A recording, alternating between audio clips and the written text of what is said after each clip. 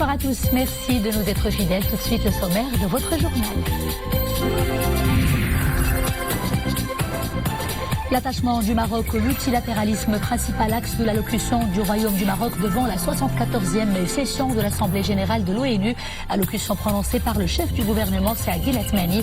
Décryptage de ces grandes lignes dès le début de ce journal. Rabat et Luxembourg aspirent à renforcer leur partenariat économique, notamment dans les secteurs clés. Et c'est dans cet esprit que s'inscrit la visite effectuée au port Tanger-Med par le grand-duc héritier de Luxembourg, son épouse, la princesse Stéphanie Delanoë, et le vice-président et le vice-premier ministre, ministre de l'économie. La faillite du géant touristique Thomas Cook est confirmée. Elle est brutale et les premières conséquences se font déjà ressentir. Et des milliers de voyageurs sont sur le point d'être rapatriés chez eux. Qu'en est-il de la situation au Maroc? Nous suivrons un reportage à Marrakech.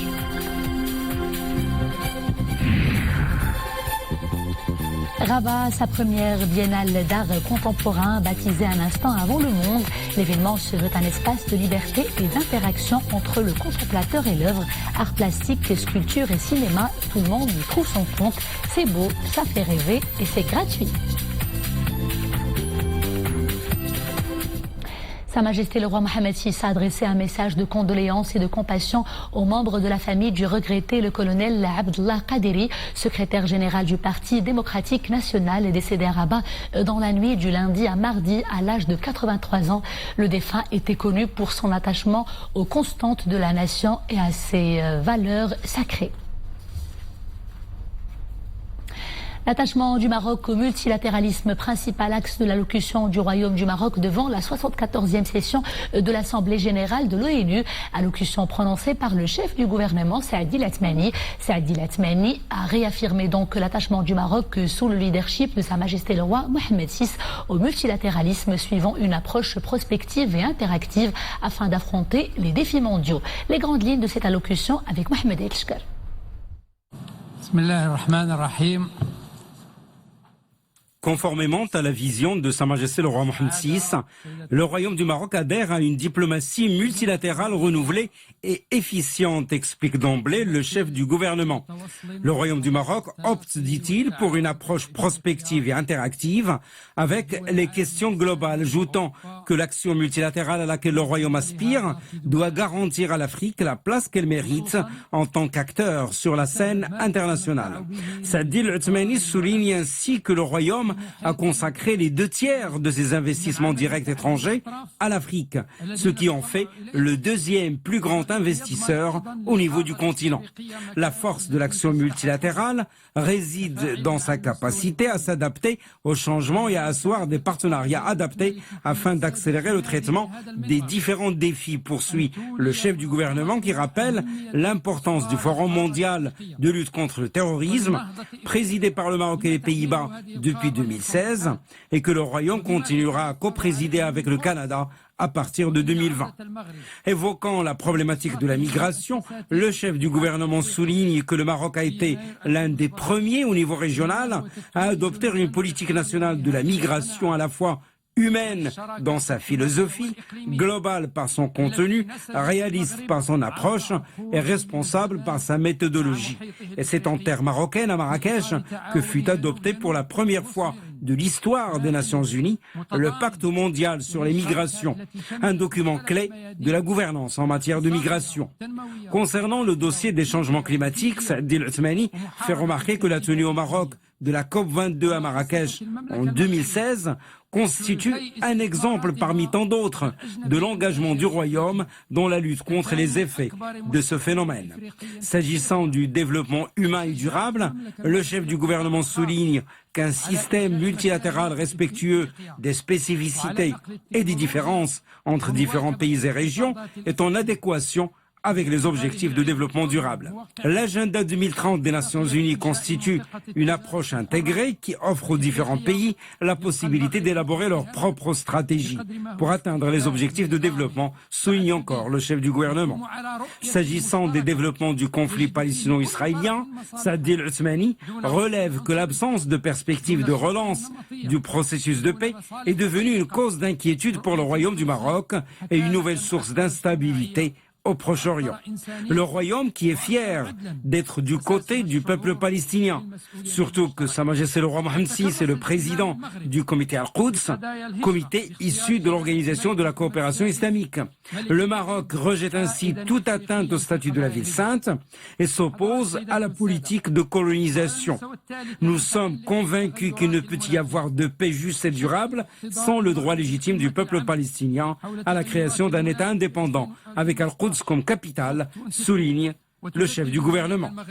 Dans cette allocution du Royaume du Maroc devant l'Assemblée générale de l'ONU, le chef du gouvernement rappelle ensuite la visite effectuée au Maroc en mars dernier de Sa Sainteté le Pape François, visite durant laquelle Sa Majesté le roi Mohammed VI, commandeur des croyants Amir al-Mu'minin et le souverain pontife ont signé l'appel d'Al-Quds. Abordant la question de l'intégrité territoriale du royaume, le chef du gouvernement explique que le Maroc œuvre avec sérieux en vue d'une solution politique définitive aux différends régionaux autour du Sahara marocain et affirme que la souveraineté totale du royaume sur ses provinces du Sud est une question absolument non négociable. Le royaume du Maroc réaffirme à partir de cette tribune que l'initiative d'autonomie, qualifiée depuis 2007 par le Conseil de sécurité de l'ONU de sérieuse et crédible, est la solution à même de résoudre définitivement ce conflit artificiel, ajoute l'allocution du royaume, qui salue les efforts déployés par le secrétaire général des Nations Unies visant à aboutir à une solution politique réaliste, pragmatique et durable basée sur le compromis, conformément à la résolution 2468 du Conseil de sécurité adoptée en avril 2019. Le chef du gouvernement rappelle également la situation déplorable des populations des camps de Tindouf, qui continue d'être une source de grande préoccupation pour le Maroc, réitérant l'appel à la communauté internationale en vue d'œuvrer à amener le pays hôte, eu égard à ses responsabilités légales et humanitaires, à procéder à l'enregistrement des populations de ces camps et à garantir le respect de leurs droits fondamentaux, systématiquement bafoués.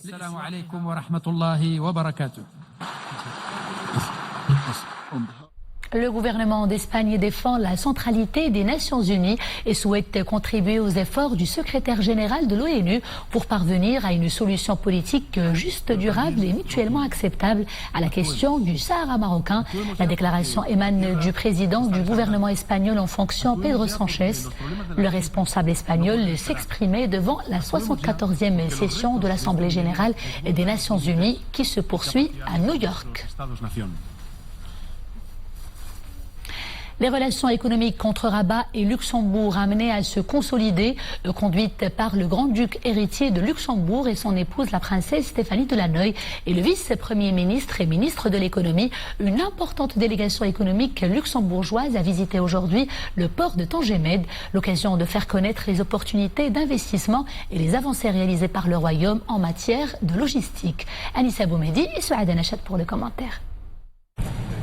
Son Altesse royale, le prince Guillaume, et son épouse, son Altesse royale, la princesse Stéphanie de Lannoy, se sont informés sur le lancement des opérations portuaires du port Tangemed 2, des réalisations du port Tangemed et des perspectives de développement à l'horizon 2025. Cette visite à ce fleuron portuaire international intéresse au plus haut degré les investisseurs luxembourgeois en tant que porte d'entrée sur les 3 continents. Enthousiasmé par les avancées du Maroc en matière d'infrastructure et de la logistique, le Luxembourg promet une accélération de la coopération bilatérale via les investissements que la 50aine d'opérateurs économiques en mission au Maroc souhaitent fructifier. On va mettre en place une commission mixte pour pouvoir accompagner les entreprises marocaines qui veulent faire du business en Europe à travers Luxembourg et bien entendu des entreprises luxembourgeoises qui veulent s'implanter ici ou qui veulent faire des investissements ici au Maroc. Donc une commission mixte au niveau gouvernemental qui me semble extrêmement importante. J'ai également décidé d'ouvrir un bureau d'investissement ici au Maroc. Donc mon ministère aura une dépendance en quelque sorte ici au Maroc qui sera en fait mise en place pour aider les investisseurs luxembourgeois à mieux trouver les relais ici au Maroc. Le Maroc est connecté à plus de 180 ports dans le monde et 80 pays. Le Luxembourg pourrait profiter énormément de cet emplacement de Tangemed, de ce que Tangemed offre en industrie, en logistique. D'ailleurs, nous l'avons vu dans les déclarations du vice-premier ministre. Le mot logistique les intéresse beaucoup. Le Maroc regorge d'opportunités pour ça. Le ton est donc donné. La mission économique multisectorielle comprend les patrons des plus grandes entreprises du Luxembourg. En présence de son Altesse royale, le prince Guillaume, grand-duc héritier du Luxembourg, accompagné de son épouse, un forum dédié au secteur de la logistique a développé les avancées réalisées par le Maroc dans ce secteur économique de premier plan, dont le Luxembourg entend faire le fer de lance de sa coopération avec le Royaume. À présent, cette saisie au port de Casablanca, elle concerne plus de 250 000 chargeurs de téléphones portables non conformes. L'examen d'échantillons de cette cargaison par un laboratoire accrédité a démontré que ces chargeurs importés de Chine représentent une menace à la santé et à la sécurité des citoyens. Les mesures préventives nécessaires ont été prises pour interdire l'importation et la commercialisation de ces chargeurs au Maroc. Les détails tout de suite avec Mohamed Benjeloun. Il est directeur du département protection du consommateur et contrôle de qualité au ministère de tutelle. On l'écoute.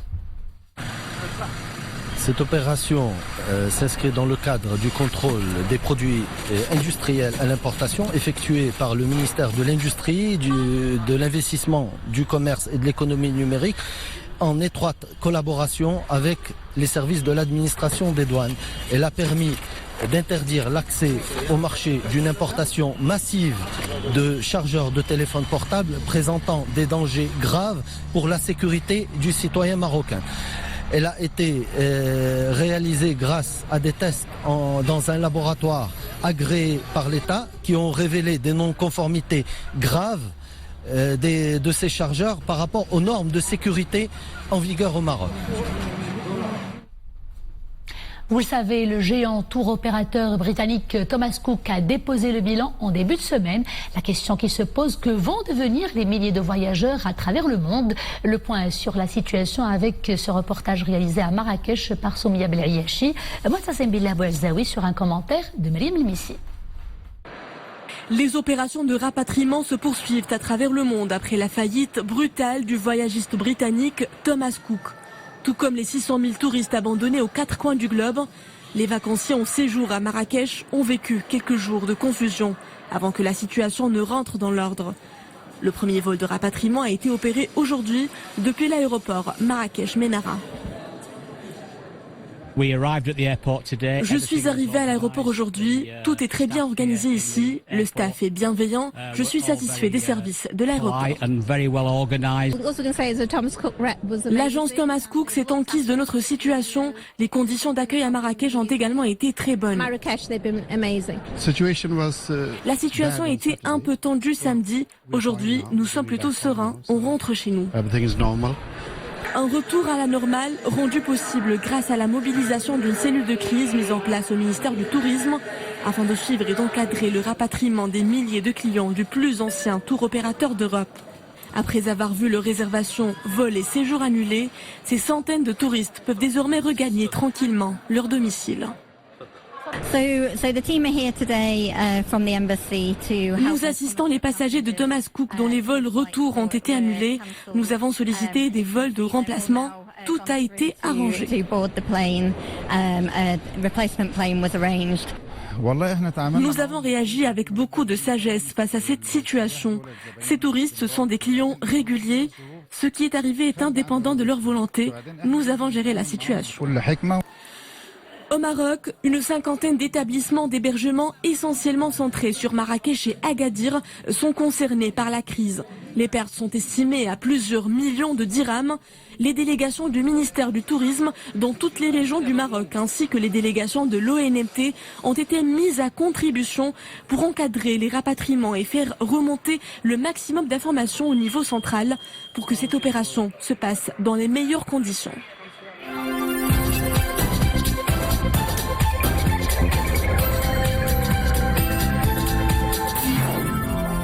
On En Algérie, 15 ans de prison ferme pour le frère du président déchu, Saïd Bouteflika, 2 ex-chefs du renseignement et une chef d'un parti politique. Ils ont été condamnés aujourd'hui par un tribunal militaire algérien pour, je cite, complot contre l'autorité de l'État. Le verdict est tombé dans la nuit dès le second jour consécutif d'audience, alors que les Algériens pensaient que ce procès tant attendu et qualifié d'historique allait ressembler plutôt à un long feuilleton, rapportent les médias locaux. Hormis quelques indiscrétions des avocats, rien n'a filtré. Ni les médias publics ni les médias privés n'ont été autorisés à couvrir ce procès emblématique. Les députés britanniques reprennent leurs travaux dans une atmosphère surchargée après l'arrêt historique de la Cour suprême annulant la décision du Premier ministre Boris Johnson de suspendre le Parlement à l'approche du Brexit. Décision qui a porté un nouveau coup à son autorité et qui a déclenché les appels à sa démission. Désormais minoritaire, l'exécutif britannique déposera bientôt une motion pour la tenue d'élections législatives anticipées pendant que le Parlement reste profondément divisé.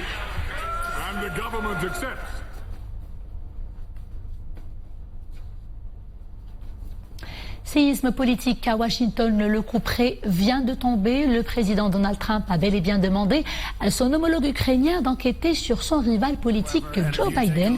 C'est ce que confirme la transcription d'un appel téléphonique entre les 2 dirigeants et c'est ce qui a poussé les démocrates d'ailleurs à lancer une procédure de destitution contre le président. Il s'agit d'une procédure historique, rare et explosive qui a toutefois peu de chances d'aboutir selon les observateurs. Cap sur la capitale chinoise Pékin où un géant aéroportuaire a été inauguré aujourd'hui en grande pompe en présence du président Xi Jinping.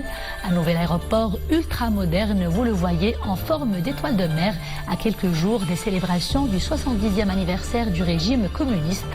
Situé à 46 km au sud de la capitale Pékin, il doit fonctionner à pleine capacité à l'horizon 2025 avec 72 millions de passagers chaque année, ce qui en ferait un record mondial pour un terminal unique.